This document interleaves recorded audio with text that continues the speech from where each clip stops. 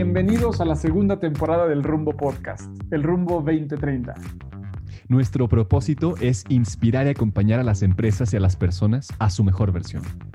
Yo soy Tico Pérez Grobas y soy emprendedor serial, speaker, experto en psicología, cultura, comunicación y transformación organizacional. Y yo soy Alex Ureña, soy LinkedIn Top Voice, speaker, experto en bienestar, liderazgo y desarrollo de equipos de alto rendimiento. Hacemos este podcast para conectar, crear y generar conversaciones profundas con personas excepcionales, con líderes de empresas, con speakers, con expertos, escritores, deportistas, científicos, emprendedores, humanistas y líderes de opinión. Queremos contarte qué es lo que los llevó al éxito, de dónde obtuvieron fuerza para sortear las dificultades y qué experiencias marcaron sus vidas para ofrecerte a ti sus testimonios, sus ideas y los recursos y ejemplos de cómo poder desarrollarte personal y profesionalmente. Queremos ofrecerte reflexiones, inspiración, tips y perspectivas desde el lado humano e íntimo de las personas que han logrado cosas extraordinarias. Construyamos el futuro que imaginamos, construyamos el futuro que nos merecemos. Bienvenidos.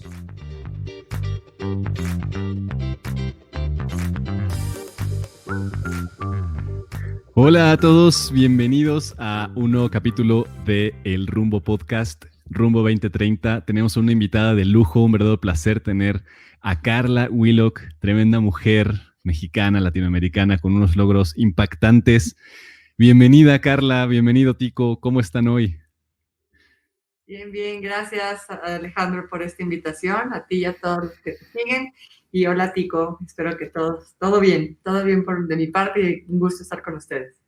Qué gusto, Carla, muchísimas gracias. Muy bien, Alex, también feliz de tener hoy a Carla para platicar con nosotros y seguir aprendiendo en este contexto que llevamos ya varios capítulos intentando conocer la parte humana de aquellas personas que han logrado cosas extraordinarias y que queremos aprender un poco de su experiencia para ver cómo la podemos aprovechar hoy, que de alguna manera todos estamos en un ascenso, ¿no? Todos estamos buscando una cima y además todos hemos entrado en una dinámica en estos últimos meses bien interesante y nos gustaría platicar con Carla, quien ha tenido muchísimas experiencias, entre ellas se convirtió en la primera mujer iberoamericana en alcanzar la cima más alta de cada continente en el 2005 y en el 99 obtuvo la remarcable primicia latinoamericana de coronar la cumbre del Monte Everest por la vertiente norte después de unas experiencias interesantes previas. Además es abogada, es conferencista y se encarga de impartir diferentes módulos de liderazgo y diferentes formas para inspirar a la gente a llegar a su mayor cima. Y para eso, Carla, en el capítulo anterior estuvo con nosotros Arturo Villanueva, quien te manda un fuerte abrazo y un fuerte saludo. Me compartió una experiencia que me gustaría compartir con los demás porque me pareció en este tenor interesante. Arturo nos compartió que tuvo una experiencia por ahí con el fútbol profesional para ser futbolista y fue a través de una conferencia de Carla que cuando él estaba estudiando también Derecho decidió emprender y tuvo el valor a través de la inspiración que obtuvo en esa conferencia de Carla para ser fiel con él e intentar ese gran reto de ser futbolista profesional que después ya vimos en todo lo que terminó. Así que, Carla, bienvenida. ¿Cómo nos puedes decir de ti, de todo esto que haces hoy? ¿Quién eres? ¿Cómo te describes? ¿Quién soy? Pues creo que soy un resumen de muchos años de experiencia. ¿Cómo me describo? Pues como una persona que siempre está buscando aprender.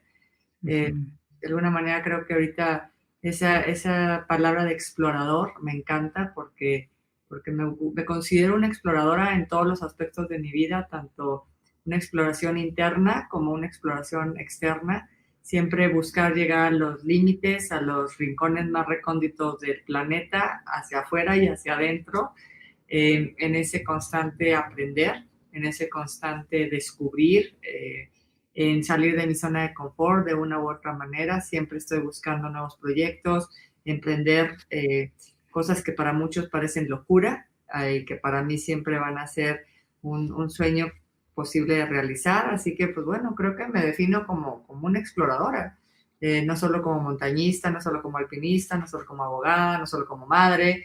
O sea, son muchas facetas de alguien que siempre está en una constante búsqueda. Totalmente. Creo que eres la personificación de alguien que explora y que pasa a través de las dificultades. No importa qué tan altas, qué tan impresionantes o impactantes sean esas dificultades, que sin duda a muchos otros los hacen sentir un miedo tremendo y tú vas a través de ellas. Y a mí me encantaría saber, ¿desde cuándo eres esta exploradora? ¿Cuándo te diste cuenta? ¿De dónde surgió este espíritu de ir más allá de lo que aparentemente algunos consideran posible? La verdad es que yo creo que siempre digo que todos somos exploradores, porque al final todos nacemos con esa capacidad de asombro que nos invita a querer aprender, descubrir, subirte a un árbol, salir, andar, reconocer cosas que nunca habías visto. La primera vez que ves el mar, la primera vez que ves una montaña, la primera vez que ves el desierto. Siempre hay una primera vez que te dice, híjole, ¿qué más hay? ¿Qué más hay más allá de donde yo conozco, de lo que puedo ver, etcétera? Yo creo que en la actualidad la tecnología nos permite poder aventurarnos, lo que antes quizás lo hacíamos a través de libros o revistas. Hoy en un segundo puedes estar en África o en Asia o en Timbuktu, en Patagonia, viendo una cultura completamente diferente. Yo creo que desde niña desde niña la verdad es que para mí ese descubrimiento pues ahora sí que desde subirte al techo, subirte a un árbol, pensar cada vez que íbamos a una montaña que era una gran aventura, aunque la verdad fuera un cerro insignificante, para mí era así como, bueno, imagínate que estoy aquí y entonces estas condiciones suceden. O sea, me encantaba pensar de esa manera. Y lo que sí es que yo siempre le comentaba a una persona hace un tiempo que quería platicar conmigo porque si iba a una montaña, le decía, es que yo soy rara, le digo, no sé si ¿cómo se llama? Si te conviene platicar conmigo. Y me dice, ¿por qué rara? Le digo, pues porque mucha gente, pues no piensa como yo, o sea, quieren lo convencional, quieren lo de siempre, quieren el éxito seguro, el reconocimiento seguro, y muchas veces el camino del explorador es completamente contrario a lo que toda la gente está buscando, y pues no siempre es muy aceptado. Y la verdad es que pues a pesar de que desde muy niña yo quería buscar y hacer cosas diferentes, también tengo que reconocer que pues durante mi adolescencia me vi frenada a mí misma, yo misma me frené, porque el ser como yo era como, no era lo normal y no era aceptado y no era bien visto. O sea, era como, compórtate, tú tienes que hacer lo tuyo, tienes que estudiar, tienes que cumplir este rol en una sociedad muy conservadora donde yo crecí, en donde pues pensar en viajar, en aventurarte era así como, qué rara, ¿para qué quieres hacer esas cosas? O hazlo lo normal. Entonces, bueno, pues, en esa etapa, te digo, como que medio yo también lo frené hasta que llegó un momento en que dije, a ver, se trata de escuchar mi voz interna, finalmente nunca le vas a dar gusto a nadie, así que la única persona a la que tengo que darle gusto y con quien tengo que estar bien es conmigo misma. Y ahí fue donde dije, voy a apostarle a todo lo que quiero hacer y lo que amo hacer. Y así empiezo. Bien interesante esta historia en donde desde muy chica, ¿no? Siendo la única niña, empezaste a declarar esta postura desde buscar a los scouts, de poder explorar, de no encajar con las demás niñas y de seguir escuchando esta voz interna que ahora en todo lo que haces hoy por hoy, pues es justamente fuente de inspiración. Yo te quiero preguntar, en muchas religiones ponen a esta figura principal como alguien que se perdió un tiempo en las montañas, que caminó en silencio, que estuvo pues meditando, reflexionando. ¿Y qué tanto has visto en tu caso y en otros exploradores, en otros alpinistas, que tienen un mayor acceso a la reflexión, a la introspección, a descubrirse a sí mismos, que algo pasa en ese trayecto, me imagino, porque yo nunca lo he hecho, pero cuando bajas, ¿con qué te encuentras después de haber estado tan alto, después de haber contigo y regresar a lo normal? Pues sí, efectivamente, en muchas religiones, en muchos, pues no solo religiones, en muchas culturas, en muchas, en diferentes tribus, en diferentes, todo el planeta tiene a la montaña como ese lugar al que se retira uno para un autoconocimiento. el silencio de la montaña, la fuerza de la montaña, pues no te da otra más que enfrentarte a ti, superarte a ti, conocerte a ti, y esos silencios de introspección pues también son pues fuentes de gran aprendizaje que te ayudan a encontrarte. Ahora, he visto de todo en la montaña. Hay quienes realmente tienen una fortaleza espiritual impresionante y hay quienes no. Hay quienes no entienden, pero nada de nada. O sea, realmente yo decía, cuando yo subía a montañas, me decía la gente, bueno, y allá arriba en el cielo pudiste estar cerca de Dios. Yo le decía, pues es que si no llevas a Dios contigo desde antes, no lo encuentras. Si no viene contigo desde el principio, pues no es como que te lo encontraste en una nube y te saludó y ¡ay, que te ves súper bien! O sea, no es así. O sea, o va contigo y es parte de lo que eres, o no lo encuentras. O sea, el que va lleno de ego, pues lo único que hace es que potencializa todo lo que lleva. La montaña, yo creo que la montaña es un potenciador. O sea, si tú vas con una actitud pues, de humildad, la verdad es que, híjole, te reconoces pequeñito, insignificante, te das cuenta de la grandeza que hay alrededor y cómo somos una pequeña parte de un todo y cómo nos integramos a todo eso. Si vas orgulloso y creyéndote que tú eres el que domina la montaña, pues regresas diciendo la vencí, la dominé, o sea, la doblegué ante mi fortaleza. O sea, depende y hay de todo. Entonces, yo creo que más bien es la capacidad de apertura que cada quien lleva. O sea, de verdad, ahora sí que las semillas y la esencia que tienes. He visto de verdad gente muy, muy, híjole, con una grandeza humana, con una grandeza, sí, espiritual impresionante, con una fortaleza, pero también he visto el otro lado, entonces no se puede generalizar.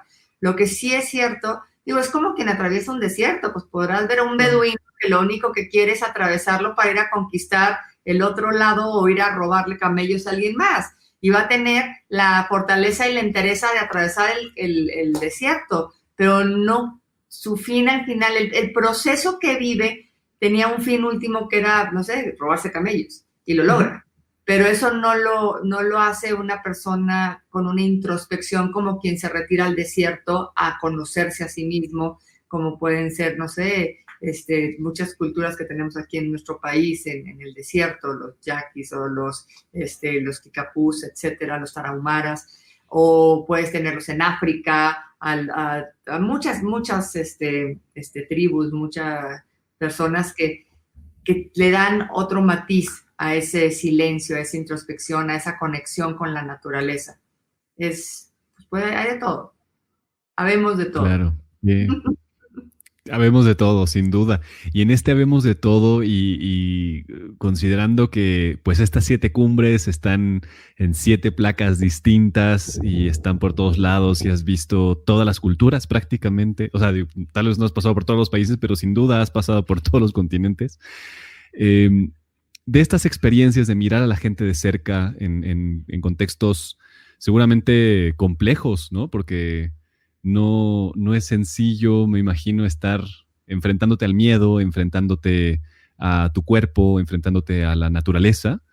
¿Qué cosa como experiencias tienes así a la mano que haya sido impactante enfrentándote a otra cultura en la montaña? Uy, pues hay varias. Seguro. Digo, una anécdota que se me viene ahorita inmediatamente a la mente es cuando estábamos en el Cáucaso, en Rusia, para subir la montaña más alta de Europa.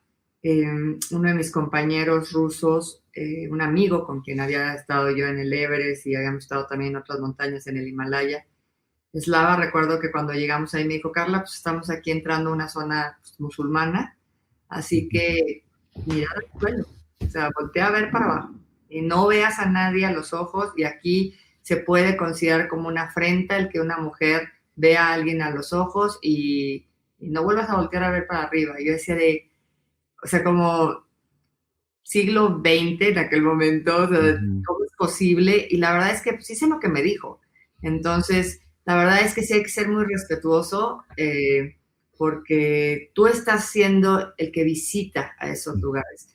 Entonces yo recuerdo, y lo tengo en mi libro, Las 7 Cumbres, pues a voltear para abajo. O sea, siempre mi meta es ver cómo se ve desde la cumbre, la mirada en lo alto, el tener grandes metas hacia arriba, o sea, siempre es voltear hacia lo alto. Y en ese momento fue, pues si quieres llegar a lo alto ahorita, voltear para abajo, porque no puedes ver a los ojos. Y la verdad es que eso es lo que hice.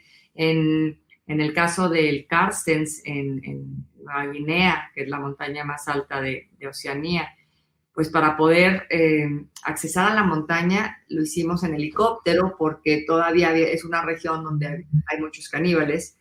Y bueno, pues nos dejaron, o sea, ahora sí que sobrevolamos toda esta área de peligro, había mucha guerrilla, etcétera. Los locales y todas estas tribus estaban muy enfadados porque hay una mina de oro al lado de la montaña donde estábamos. Entonces, obviamente, ellos no querían la mina de oro y cada vez que alguien salía de la mina, pues los atacaban y masacres. Entonces, nosotros los sobrevolamos de manera de entrar a salvo, entramos en helicóptero, subimos la montaña, muy bien. Con eso yo concluyo las 7 cumbres, estoy feliz. Y de regreso, pues nos dicen que los pilotos no llegan, desaparecieron y que la única manera de salir de la montaña es caminando por donde están los aborígenes caníbales o atravesar hacia la mina en donde pues si entrábamos, como era por propiedad privada, obviamente nos iban a meter a la cárcel. Entonces, pues entre la cárcel y ser desayuno, pues nos fuimos a la cárcel. Entonces, entramos a la mina, obviamente nos detuvieron, nos dijeron que no se podía, les explicamos, nos dijeron no nos interesa, ustedes tendrían que haber tenido planeado todo. Ya bueno, fue una cantidad de llamadas telefónicas, estuvimos 24 horas en un cuarto, ya al final se arregló todo, se habló, bueno, había quienes estaban hablando a la ONU y otros hablando a diferentes lugares, y al final dijeron, bueno, pues no fue problema de nosotros, sino que los pilotos no vinieron y tuvimos que salir. Y recuerdo que cuando nos dicen, ok, los vamos a sacar, pero la guerrilla está y la problemática sigue. Así que nos subieron en una especie como de bus de escuela, pero completamente los vidrios pintados de negro, todo el bus era negro, los vidrios también, como un búnker. Y yo así como que, y cuando nos subimos al bus, pues había gente armada. Y yo así como, ¿por qué están armados si solo nos van a llevar a sacar de aquí? Y nos dijeron, porque lo estamos protegiendo. Entonces fue así como, híjole, no solamente es el riesgo de subir la montaña, de estar colgada en una pared, de que nos haya tocado tormenta eléctrica, de la técnica que necesitábamos para poder subir y alcanzar esta cima, sino toda la problemática cultural alrededor y de ser otra vez muy respetuosa. O sea, imagínate, o sea, en ese momento íbamos 3 mujeres. Tú sabes que una de las cosas que más mala suerte en las creencias es que una mujer entre una mina. Anda. Y éramos 3.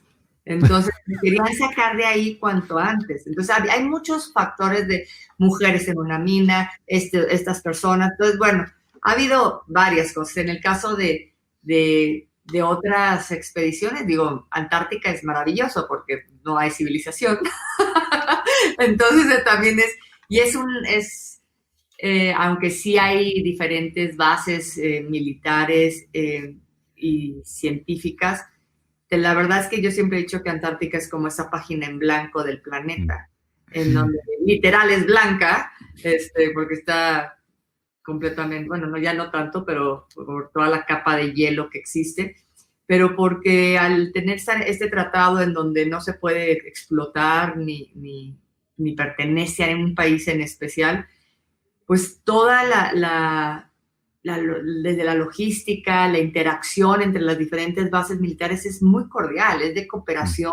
Entonces es entrar de verdad como a mundo feliz, en donde todo el mundo está haciendo lo suyo, pero quiere colaborar con el otro y quiere ayudar al otro, y es así como wow, y todo el mundo se ayuda y está viviendo de una manera muy austera, y vas a las pequeñas bases y de repente estás en mini Rusia y luego en mini Argentina y luego en mini Estados Unidos, y todos colaborando de una manera impresionante. Entonces, pues también eso se habla mucho de que el ser humano, a pesar de sus diferentes culturas, en un entorno en donde la página es en blanco, sabe respetar, sabe convivir y sabe colaborar. Y eso es una parte que a mí me encanta. Y digo, tenemos otras como podría ser, ya sabes, la de Argentina, que bueno, pues eso ya llega así, es en el Aconcagua, es accesar a esta montaña, pues con todo lo que implica, pues toda Latinoamérica, o en el caso de McKinley en el norte de Norteamérica, o de África. Pues la verdad es que, o Nepal, por supuesto, Asia, que me fascina.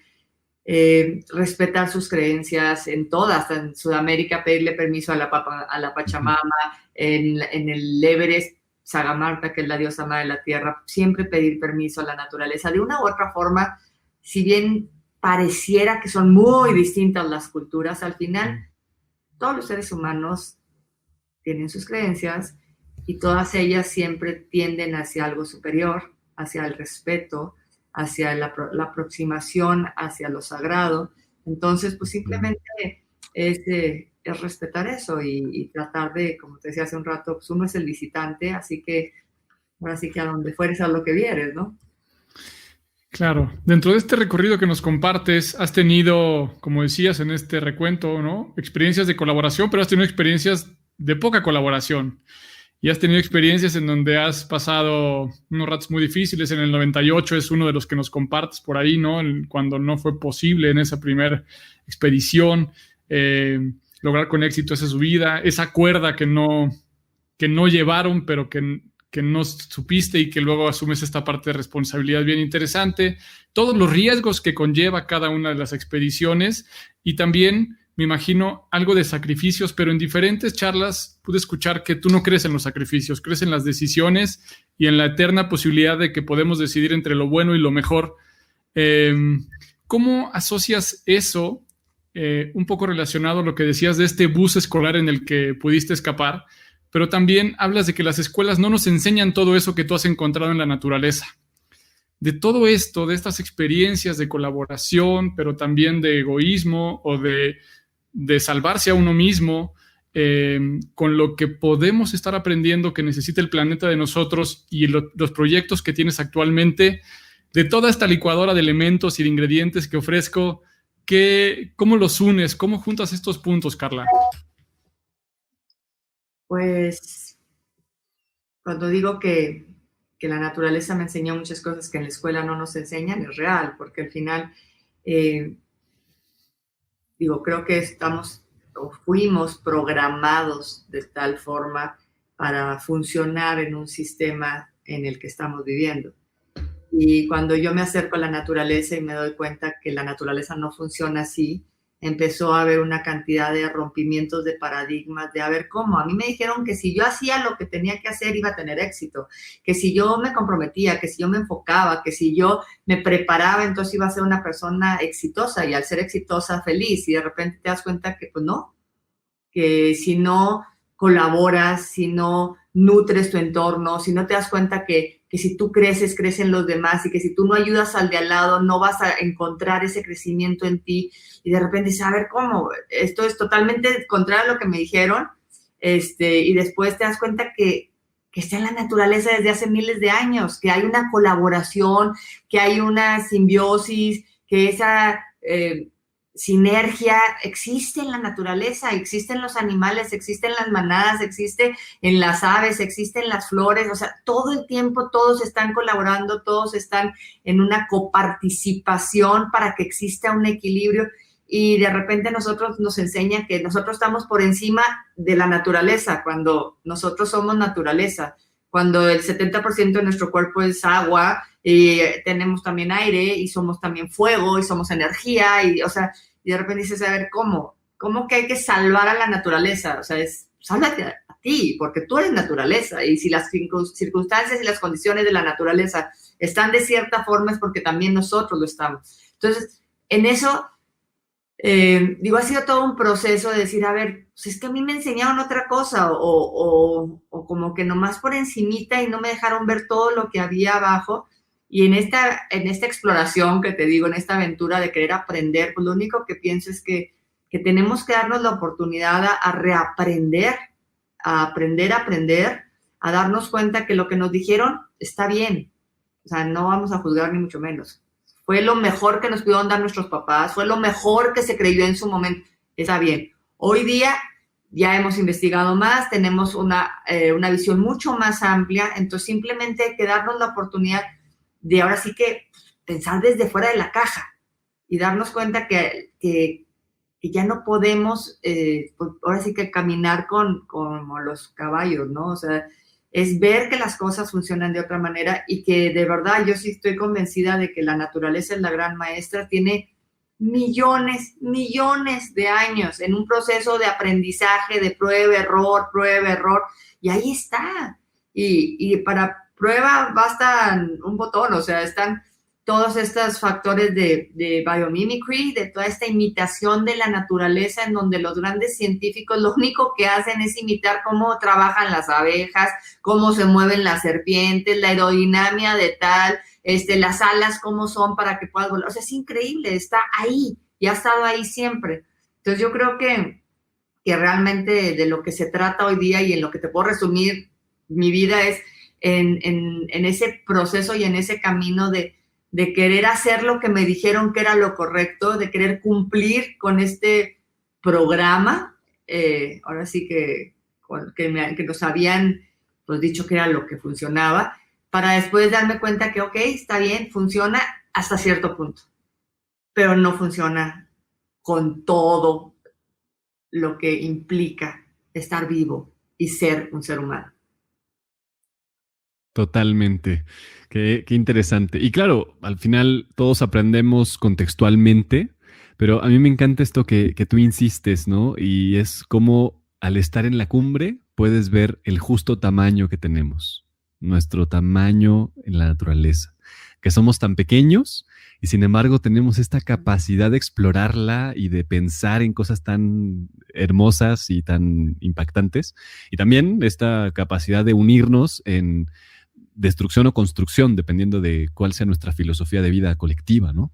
Entonces, para mí sería importante como preguntarte, primero, ¿cómo son tus emprendimientos en este momento hacia pues, curar la naturaleza, hacia enseñar respecto al cuidado de la naturaleza? ¿Qué es lo que tú estás planeando ahora? ¿Qué mensajes quieres dejar respecto a esto a nivel colectivo? Pues bueno, la intención a través de Fundación, en este desarrollo de jóvenes líderes éticos sustentables, es pues es ahora sí que acortar un poco el camino, que no se esperen a tener 40 años o 50 años para que se den cuenta que si tienes una carrera y estudiaste una maestría, entonces estás capacitado para poder hacer algo por el planeta, para nada. Niños simplemente con una conciencia y un aprendizaje significativo pueden hacer cambios impresionantes en su entorno. Entonces, lo que hemos estado haciendo es buscar desde muy jovencitos romper esos paradigmas y mostrárselos con ejemplos fehacientes. A ver, nosotros creíamos esto lo hice yo, a ver tú, demuéstrame qué puedes hacer. Y estos niños jovencitos de 12, 13 años que han ido conmigo a la Antártica y de frente dicen, a ver, es un niño que vive en una colonia, pues a lo mejor muy sencilla, muy humilde, que estudiaba en una escuela pública, en donde no tenían acceso muchas veces, obviamente, a ningún viaje, a ninguna facilidad, y de repente los niños están sentados con los científicos más certificados que viven en la Antártica y que les están diciendo de primera mano los efectos del cambio climático, la importancia de las mediciones del CO2 en la capa de hielo que está ahí y cómo lo que finalmente sucedió hace muchísimos años sigue afectando y cómo sus pequeñas acciones tarde o temprano van a tener un impacto positivo o negativo. Y los niños empiezan a decir, a ver, yo no sabía que yo tenía esa capacidad de cambio. Ellos están esperando, porque así les decimos, que cuando sean grandes podrán hacer algo. Y lo pueden hacer ya, desde ahorita. Entonces, cuando ellos se descubren capaces de hacer algo ahorita, les cambia la mirada, les cambia la vida y te das cuenta que de pronto son jovencitos muy empoderados que no necesitan esperar a convertirse en héroes, porque ya lo son.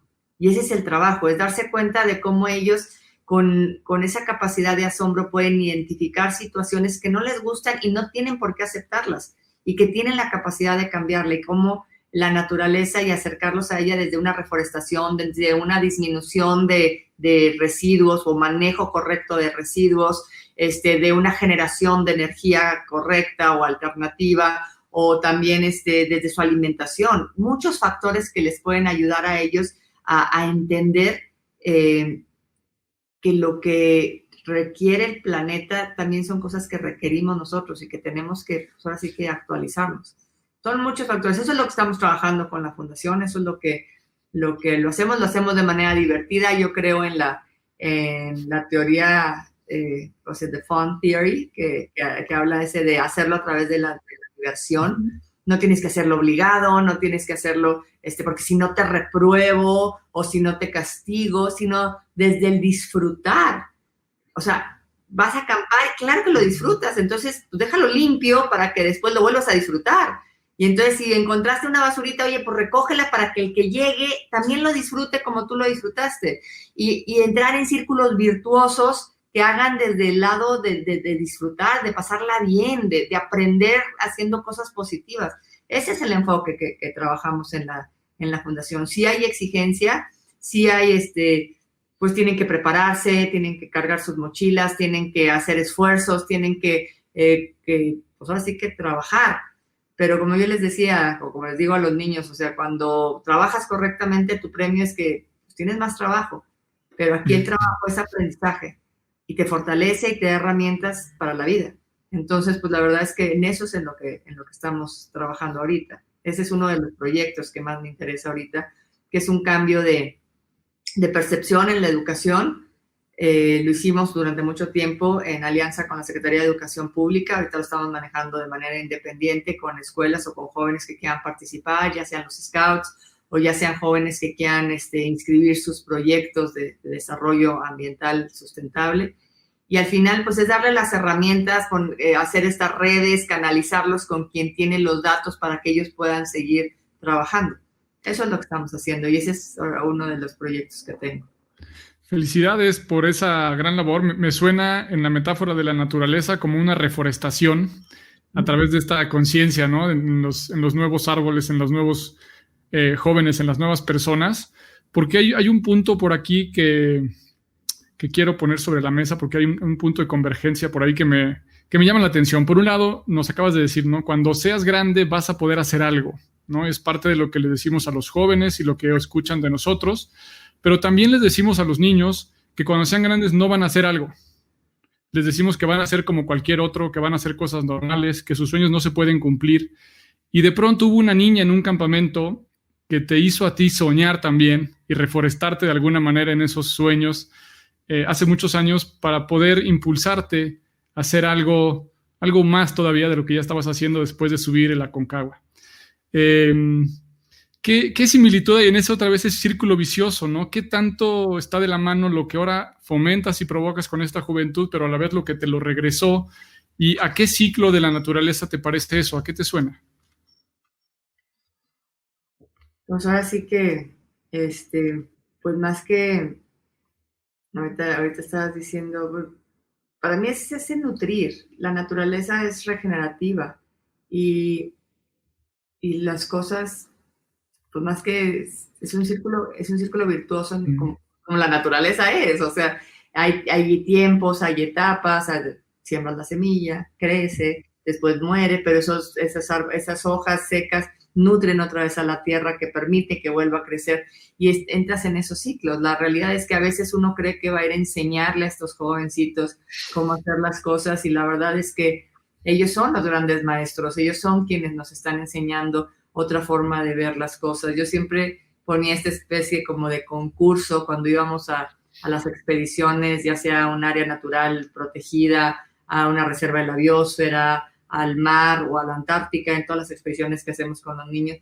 Y conseguía patrocinios para que los niños tuvieran una cámara fotográfica, porque no todos tenían.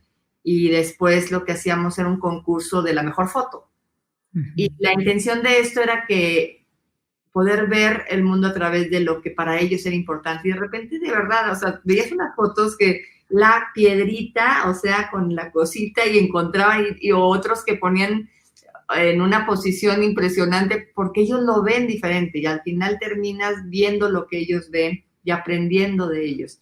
Entonces, sí, así como Sofía un día se suponía que yo iba a enseñar a estas niñas a soñar cosas grandes y lo que hizo fue pues retarme de alguna manera, pero también decirme que pues ella creía que yo podía lograrlo y eso pues a mí me nutrió muchísimo.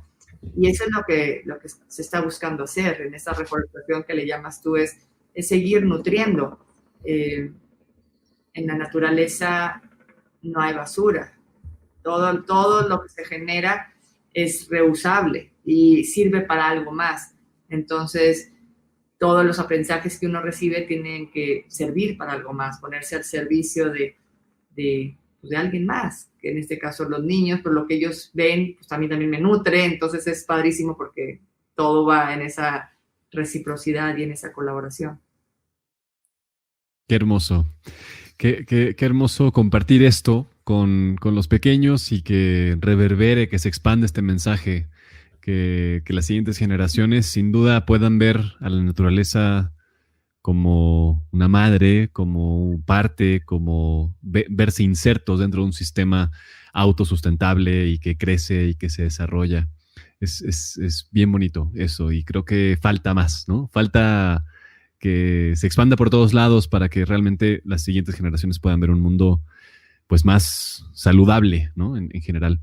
Pero a mí me gustaría darle un giro y mirar este aspecto del mindset, de cómo miras la vida, cómo miras los retos.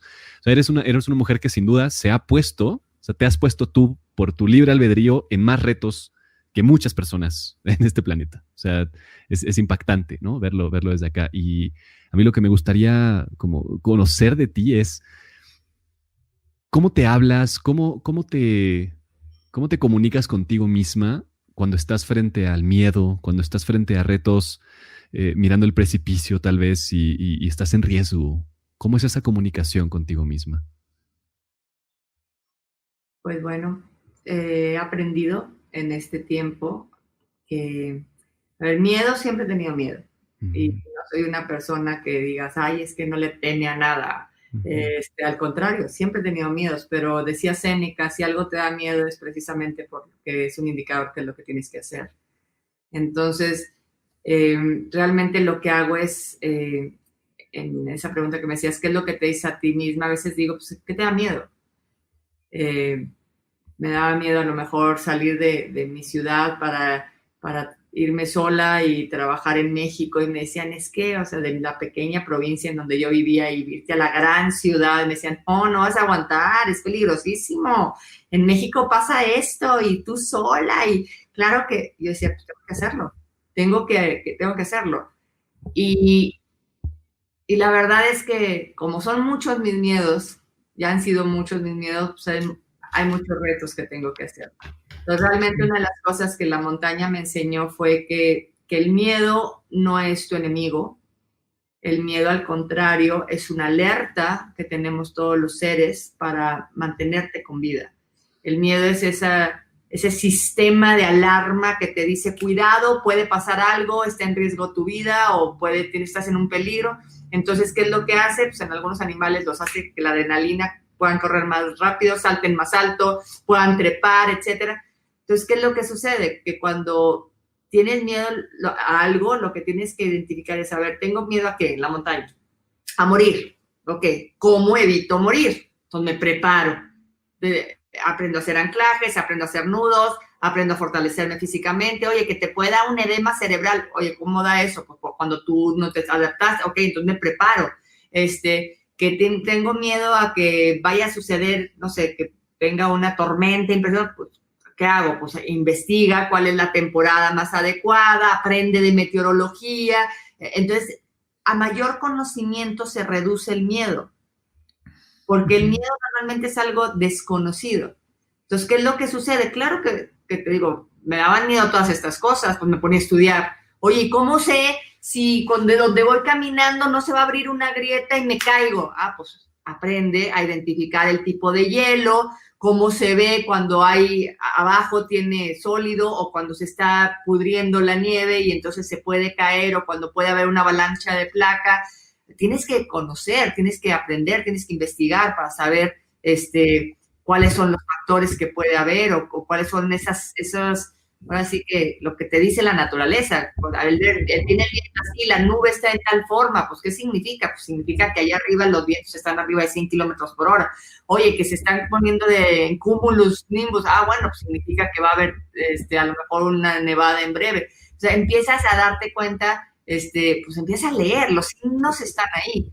Entonces, pues sí hay miedo, y cuando me pongo a pensar, por ejemplo, ahorita que decías de los, o sea, pensando en los niños, o sea, hace un rato decías, ojalá que podamos seguir cuidando el planeta, etcétera. O sea, y uno de los miedos que yo tenía es que mis hijas nunca van a ver un río cristalino como yo lo vi.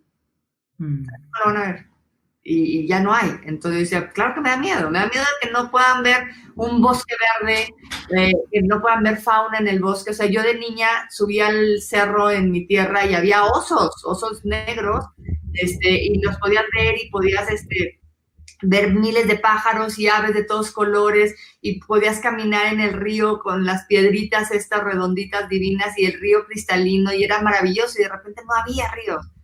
Dices, ¿qué va a pasar? Que va a haber nada más una basura o todo. Entonces dices, tengo que hacer algo, porque no quiero que pase eso, no quiero que no conozcan los ríos, no quiero que no conozcan los bosques, quiero que vean lo que yo vi y que aprecien lo que yo aprecié. Entonces, yo creo que el miedo es un aliado que nos está poniendo en esa alerta de decir, algo tenemos que aprender, algo estamos haciendo de manera insuficiente, entonces hay que buscar la forma de hacerlo correcto. Y de esa forma es como yo trabajo el miedo, como ese indicador de lo que tengo que hacer. O sea, a lo mejor ya estoy muy cómoda y me da miedo que la situación política, bueno, prepárate y ligera de equipaje para que las cosas puedan seguir avanzando.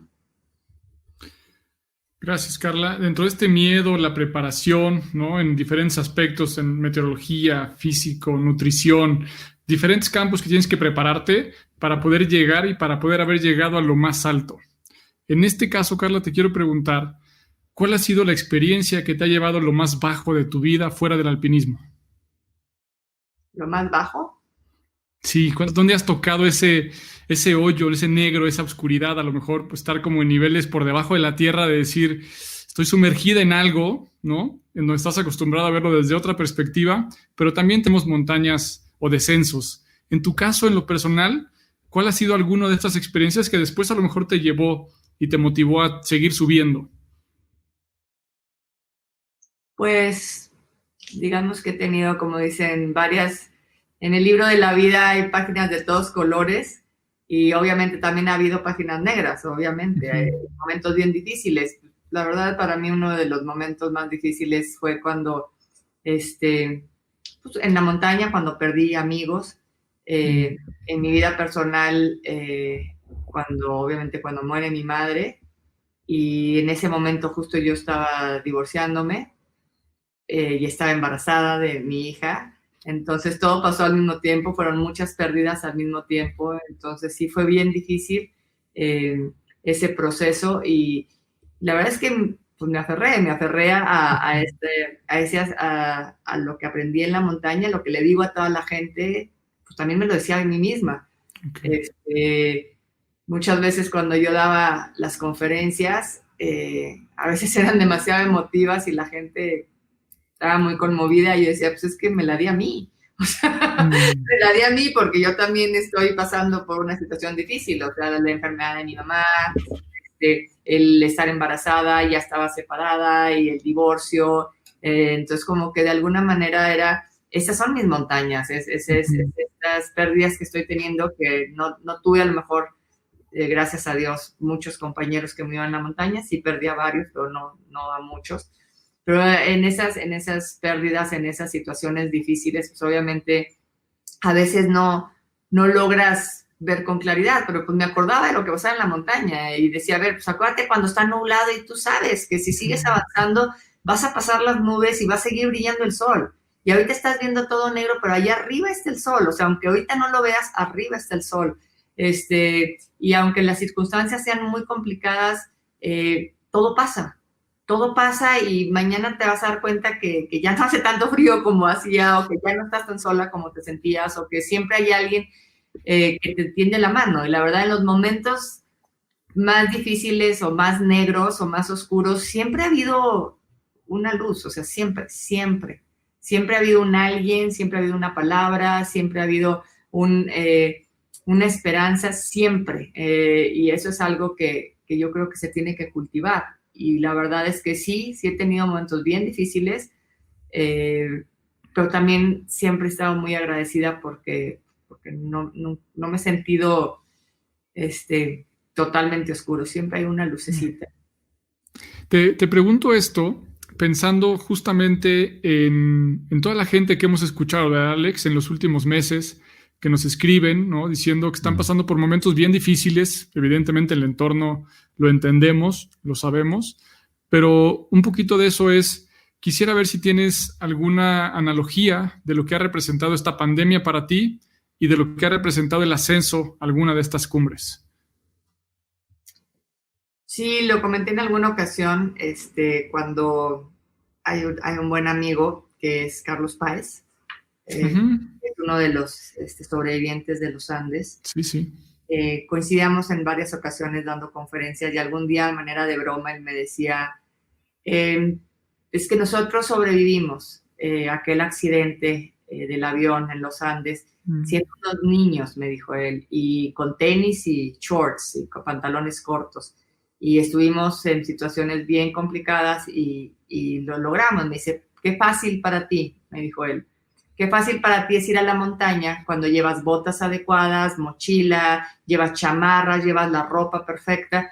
Pues así no tiene chiste. Y me lo decía como un poco bromeando. Yo lo que le decía a Carlos es, mira, la vida tarde o temprano nos va a presentar un reto. Nos va a invitar a vivir una aventura, quieras o no, y se va a poner ante ti. La diferencia fue, le dije, que a ti la vida te puso tu reto cuando no te lo esperabas. Y en mi caso, yo me preparé para ponerme en esa situación difícil. Entonces, aquí, pues, buscando en esa analogía con esto que te cuento, es decir, hoy día hubo muchas personas que estaban preparados para una situación adversa, que tenían una preparación mental, una preparación anímica, una preparación familiar, un entorno que digamos que habían equipado bien su mochila, se habían puesto las botas adecuadas, traían el equipo adecuado, que cuando vino esta circunstancia de la pandemia, pues sí, o sea, te dio frío y el viento pegaba y hubo 2 o 3 desbalances, pero llevaban bien equipada la mochila. Y hubo quienes pues los agarraron en shorts y chanclas, en plena tormenta y hielo, y obviamente pues no les fue muy bien. Entonces, ¿cuál es el aprendizaje? Pues realmente, tarde o temprano, la vida nos va a retar. O sea, así es. Y todos vamos a tener una circunstancia difícil, ya sea una enfermedad, la pérdida de un ser querido, una dificultad económica, una pérdida, o sea, cualquier circunstancia, a todos nos va a tocar de una u otra forma. Aquí el punto es qué tan preparado estás. Y estamos a tiempo de prepararnos. Desde físicamente nos lo dicen todos los médicos, tienes que, tener un sistema inmunológico fuerte. Pero pues es que no es como, bueno, ya, entonces me tomo 2 limones y ya, o sea, ya no me enfermo. No, o sea, tienes que haberlo trabajado. Tuviste, no sé, 30, 40, 50 años sin cuidarte y crees que porque te comiste 2 limones ya no te vas a enfermar de nada. La naturaleza no da brincos. Entonces necesitamos hacer un proceso así que, pues, de desintoxicación, de renovar nuestra fortaleza, nuestras células. La verdad es que también el cuerpo es bien generoso y rápidamente también se quiere sanar. Entonces, si tú lo tratas bien, se va a sanar. Y ¿qué es lo que sucede? Es con el sistema inmunológico, con nuestra forma de pensar. Toda la vida has pensado negativo, toda la vida te dejas llevar por lo que dicen otras personas. Pues entonces, ¿cuándo vas a tú tomar tus decisiones, tú tener tus pensamientos, tú buscarlos como si, o sea, yo siempre les digo, en esa libertad que tenemos, pues puedes ponerte a ver una película que va a estar viendo puras cosas de violencia y de agresividad y de súper negativo. ¿Quieres ver eso? Adelante. O quieres leer algo y ver algo que te nutra, que te haga más fuerte, que te dé herramientas, que te ayude a crear nuevos sistemas neuronales que te permitan desarrollarte y aprender cosas nuevas. Cada quien elige. Entonces, aquí el punto es, ¿qué quieres meter en tu mochila? Uh-huh. Y pues bueno, digo, todos vamos construyendo la vida que queremos. Sé que ha habido momentos difíciles, a todos nos ha tocado difícil, a todos, pero ahora sí que hay quienes pues traen botas y chamarra, como te digo, y hay quienes no, y me van a decir, ay, bueno, pero es que no todo el mundo tiene las mismas oportunidades. Yo creo que las oportunidades nosotros no las generamos, realmente lo creo.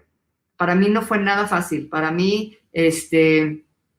yo no vengo de una familia adinerada, no vengo de una familia con grandes conectes, no tenía una historia de montañismo, vengo de una familia de trabajo, mi mamá se queda sola, ella nos saca adelante a nosotros, nos enseña que es a través del trabajo y del estudio y de la preparación como vamos a poder tener herramientas.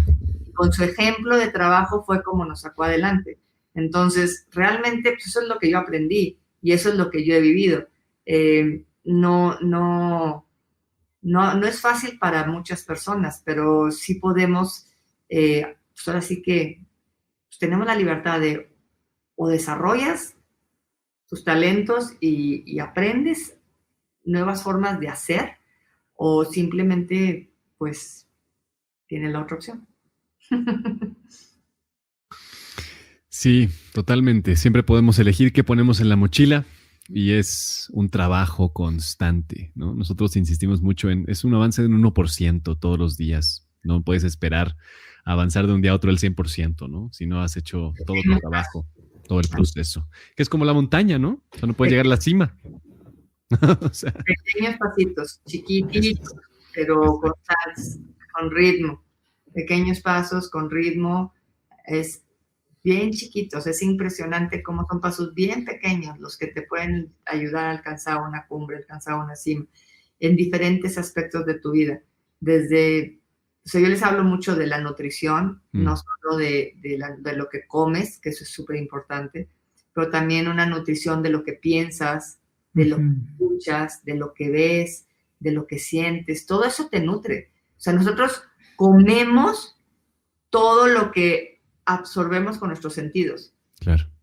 Imágenes, ruido o sonidos, depende, todo eso o te armoniza o te desarmoniza, pensamientos, o sea, es que tú eliges qué lees, tú eliges qué escuchas, tú eliges qué ves. Entonces, todo eso realmente fortalece a la persona o no. Totalmente.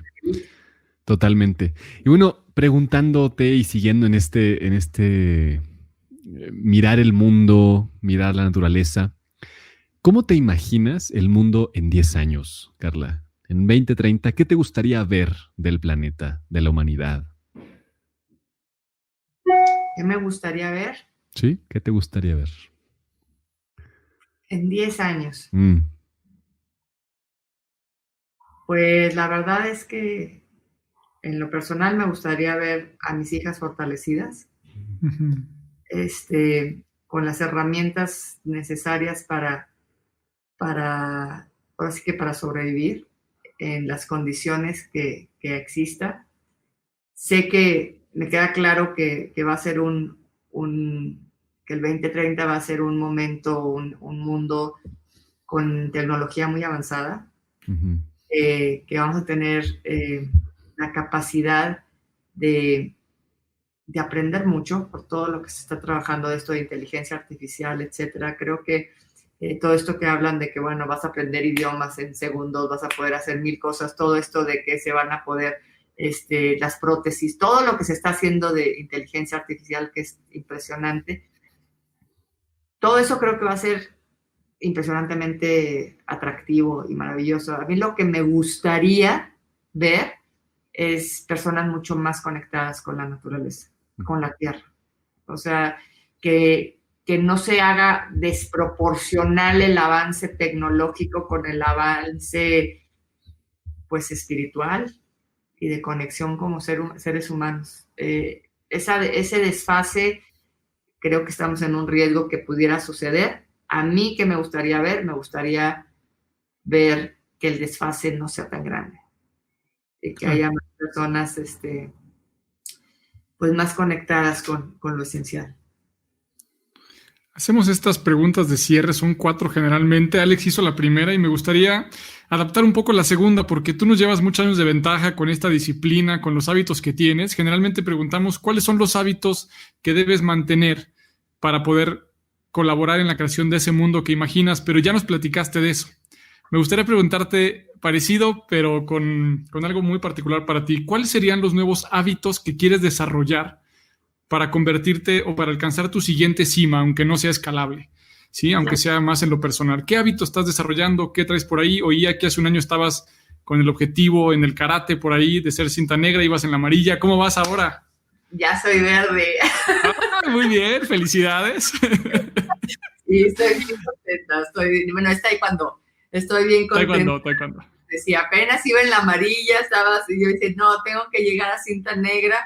Obviamente esto ya sigo avanzando. Toda esta pandemia seguía haciendo mis formas, seguía haciendo mis entrenamientos. No dejé el entrenamiento del taekwondo, estoy feliz. Es una disciplina que me gusta mucho el arte marcial y también pues de autocontrol, etcétera, de defensa personal, me encanta y estoy muy, muy contenta. Ya soy verde, ya pronto, si Dios quiere, vendrá el azul y ya después será marrón, roja y ya la negra, pero bueno, ahí voy, es un proceso. Estoy ahorita, lo que pasa es que sí estoy cambiando muchos hábitos, desde la alimentación. Sí estoy, otra cosa que me dicen, ¿qué te enseñó la pandemia? Me preguntan, y yo más bien, ¿qué aprendí en la pandemia? Porque en la pandemia la dediqué a aprender muchas cosas y me metí a un curso de medicina. Estoy estudiando medicina ayurveda para poder prevenir, justo con todo lo que te digo, tenía algunos conocimientos de medicina y de nutrición, pero ya estoy en un curso ya de manera muy formal de medicina ayurvédica, en donde pues es todo, es identificar desde las plantas, desde los nutrientes, desde qué tipo de dosha tienes, y como todo, o sea, para ahora sí que todo el aprendizaje de los Vedas. También estoy haciendo yoga, sigo con mi taekwondo. Obviamente, tan pronto me dejen ir a la montaña, seguiré subiendo montañas. O sea, sí estoy cuidando mucho mi físico, sí estoy, pues así que nutriéndolo, pero también estoy trabajando mucho con cosas manuales. Creo y estoy convencida que tenemos que empezar a volver a saber hacer con las manos.